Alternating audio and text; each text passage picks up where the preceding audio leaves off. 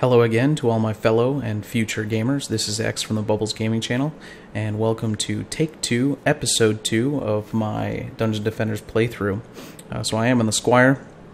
I left last time as a level 6. I really wanted access to the harpoons. They have a big difference on your actual gameplay and where you're going to place your towers and stuff like that. So I went through the deeper well on medium hardcore again and actually made it to level 9. So once again, I'm sticking with this hybrid build. I've got everything up to +2s with a couple +3s, and I did have some extra mana, so I actually did upgrade my chest piece and my gloves to give my towers a little extra oomph. My other pieces don't have any impact on my tower stats, so I'm not too worried about them right now. My resists are fine, and my health is fine, especially for doing this next level. So we are going to jump right into Foundries and Forges on medium and hardcore mode.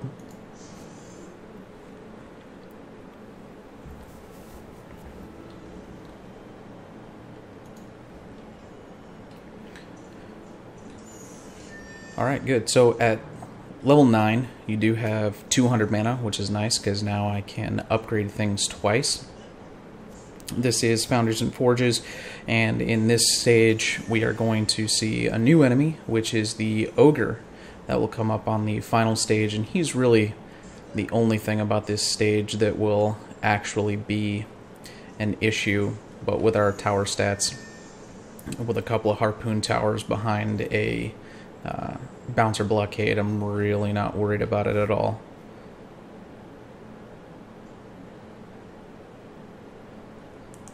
So we'll drop down these bouncer blockades.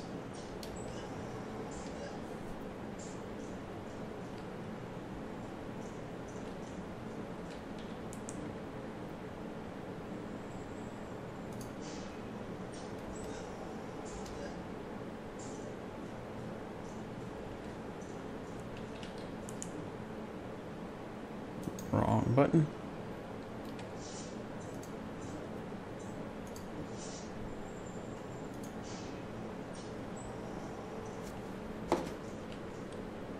Give me just a second. I'm going to mute this. For some reason, the sound is going through my television instead of through the headphones, and I don't want that to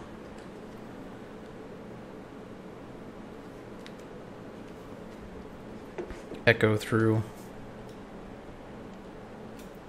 So we'll have just enough to put up all 4 of our bouncer blockades, and then we will put down 1 of our harpoon towers. My goal is to end up with 3 harpoon towers behind each of these bouncer blockades.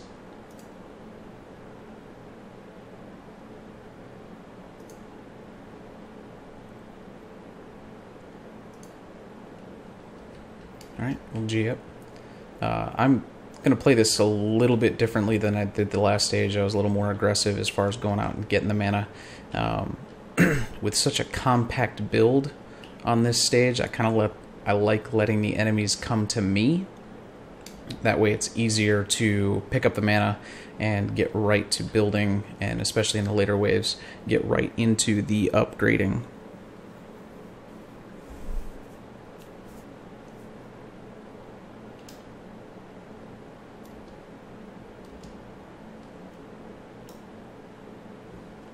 I did get another level up for the dragon, so he's doing even more damage now, which is nice.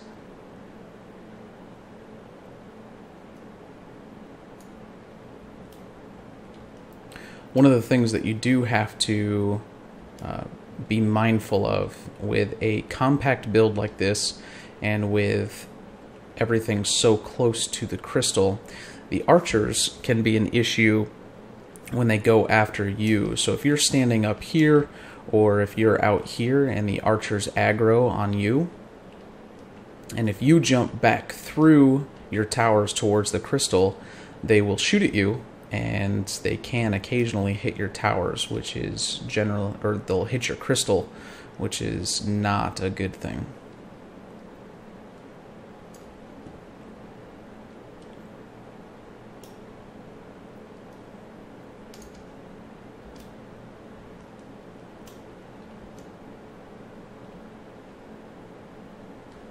Alright, so that's finished up. I'll drop down another harpoon tower here.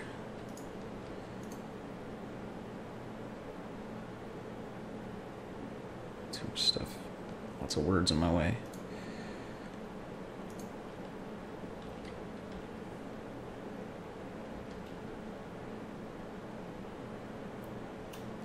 Alright, so I already picked up all the mana.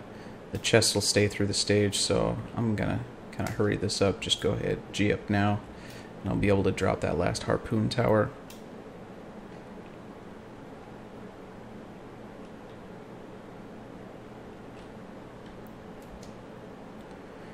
Being able to go through these stages efficiently is one of the big reasons why I don't like to let your hero speed or your casting rate stay too low.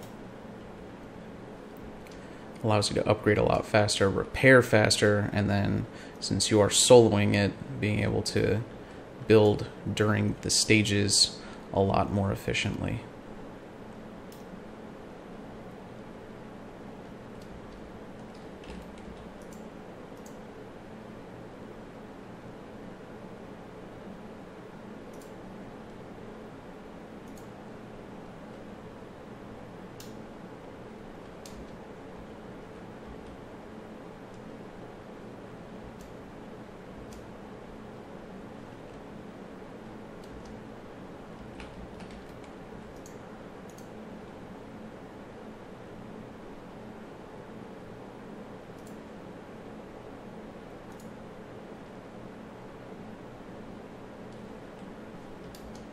So I'm going to try to get these 2 harpoon towers down here behind each of the bouncer blockades, and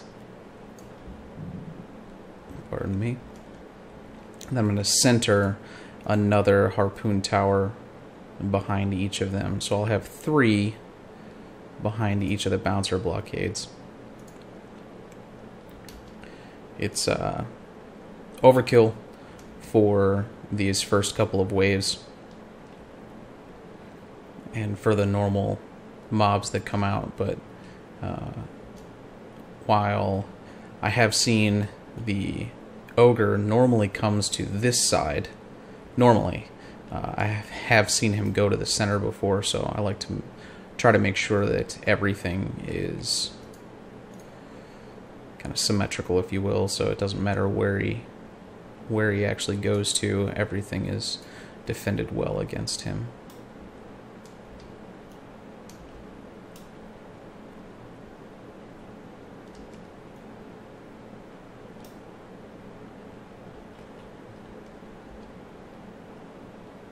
Looks like my dragon did a little work down here when I was running around.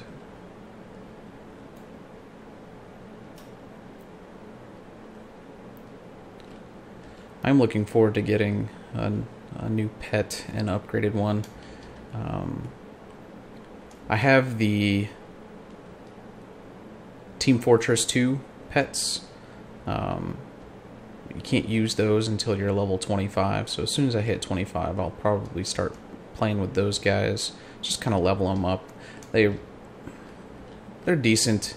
They aren't the best, but they're fun to use since they're kind of special edition pets. The 2 that are probably the most useful, well, the 2 that I don't normally use, there's one with a flamethrower. He doesn't do enough damage, especially in later stages or in higher difficulties, to really help that much. There's another one that has a Gatling gun, so he also does damage. The other 2, which you'll actually see some people using, or you'll see people using more often, the Medic, which does an AoE heal on yourself and other players, which is always nice to have. So if you're out running around and getting in fights, then he'll just heal you as he goes. And that will use your mana, but you don't have to stop and heal yourself, which is nice. And the other one is the Engineer. He can heal multiple towers at a time, depending on what level he is and how you level him up. which is really nice because you can just kind of stand in the middle. Once again, it does use your... Oh, still trying to get used to this new mouse. It does use your mana, but you don't have to stop and repair them yourself. He just does the repairs for you.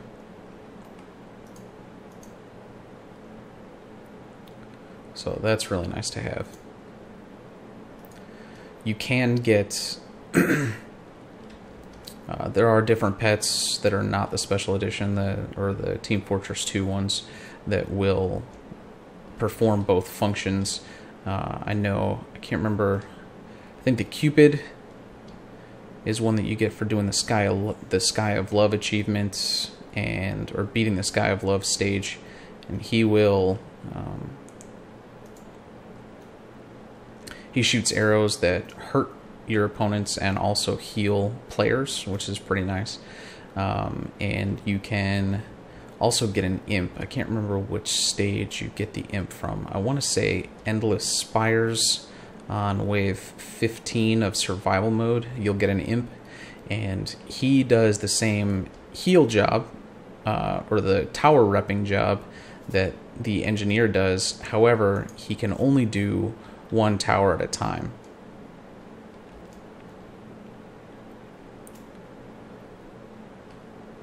So I'm going to get these bouncer blockades up first, and then I'll start working on the harpoon towers. I should not have an issue upgrading everything once.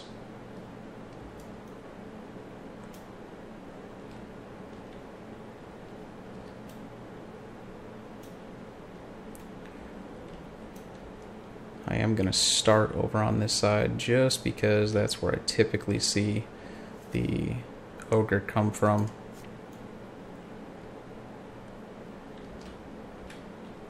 I think I said in the last video that I did get a new microphone, which I think is a whole lot nicer than the one that I had before. I was going to put a link in the description, but I forgot to do that. It is the Blue Yeti, and I got a microphone stand for it, so it holds it. It's not on the desk. It's actually really nice. I like the quality. It's got a really good weight to it as well. You don't really feel like if you drop it, you'll just immediately break it, which is kind of nice. And then today, I actually picked up a new mouse. I was playing with the Razer Death Adder, and I decided to check out the Razer Naga, which has the extra buttons on the side, and I like it a lot. I'm still trying to get used to it. I do have some misclicks here and there, but it's nice having, I think it's 12 buttons on the side that you can macro. Right now I just have a macro to the number keys, so I don't have to stop moving or stop aiming or running around in order to do the upgrades or even build things. Oh yeah, we're gonna get plenty of mana from this. This will be nice.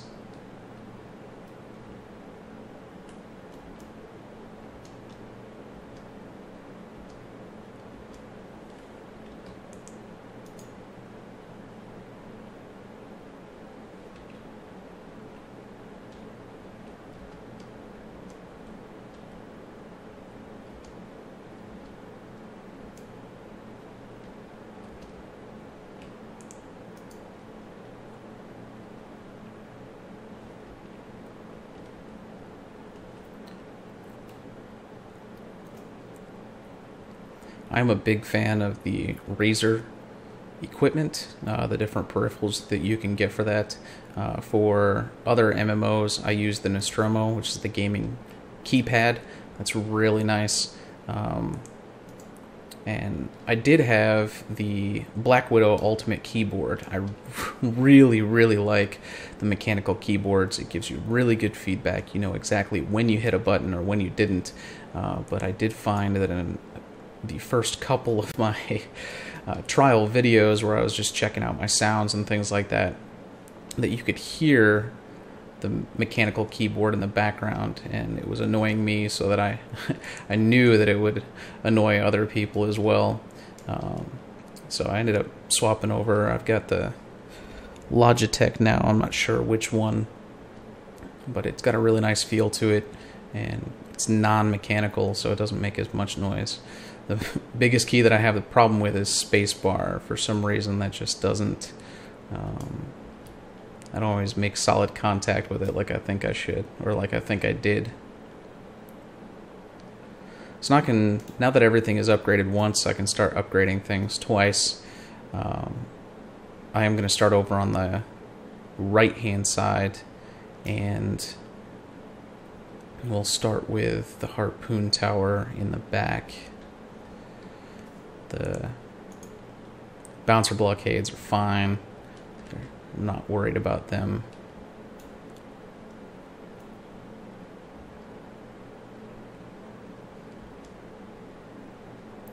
Probably a little bit into the wave. I'll probably just save my mana, watch the ogre, see which way he goes, and then I'll hop out and upgrade the bouncer blockade that he is going for.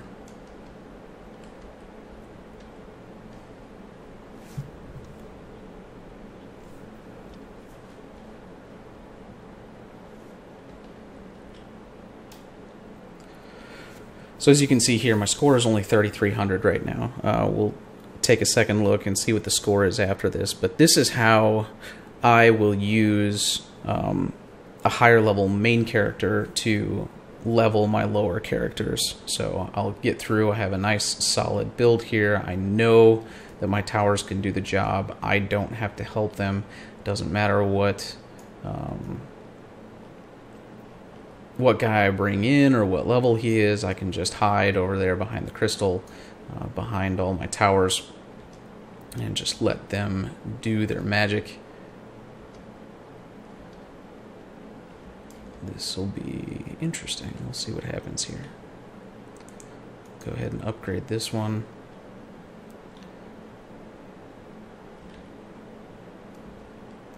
Should have enough time to upgrade all three of the rear. Oh, there's the ogre right there. So let's kind of come over here, see if we can draw him to this side. I'm not sure if he actually follows you or not, but he might. So he is coming up this side. As soon as I see whether he's going to go to the center one or come over here to the right one. Looks like he's changing his mind. Not sure which way he wants to go. Alright, so we'll go ahead, upgrade this bouncer blockade just to give it a little bit more.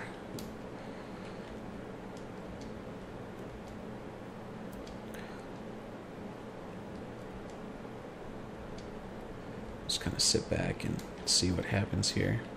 So he's pummeling on him. Looks like he can only hit the front two. And he's already dead. Very nice. So it's definitely worth going through the deeper well a second time to get that extra level. I still would have got access to the harpoons, but I think it would have been on the second or third wave. So I kind of would have just been stuck with the bouncer blockades until I leveled up to 7. Alright, and that's that. So go around, see what else we got. Same damage, a little more elemental, and I did level up to level 11. Very nice. So +3 is down here, so +3. Awesome. So now everything's at a +3. And we do have the bowling ball turret going into the mage's quarters. I definitely will not use that on the mage's quarters, but I will absolutely use it on the alchemical laboratory. I never used the bowling ball turret really when I was leveling through the first time, but I did see a couple of other people and how they use those bowling ball turrets in very specific locations, and it is fantastic how well they work. So I'm gonna go around here, pick up this mana, go back and check out my gear, see if Draco here got another level, and I will be back later on with the next video, which will be the Mage's Quarters. So I'm glad that we have our harpoon turrets, because they will be invaluable against those wyverns. Hopefully they can keep up without the ensnare auras or any other faster towers. This has been X with the Bubbles Gaming Channel. I appreciate you watching. If you liked it, please like it and subscribe. I'll keep coming out with these videos. And once again, this is X, and I'm out.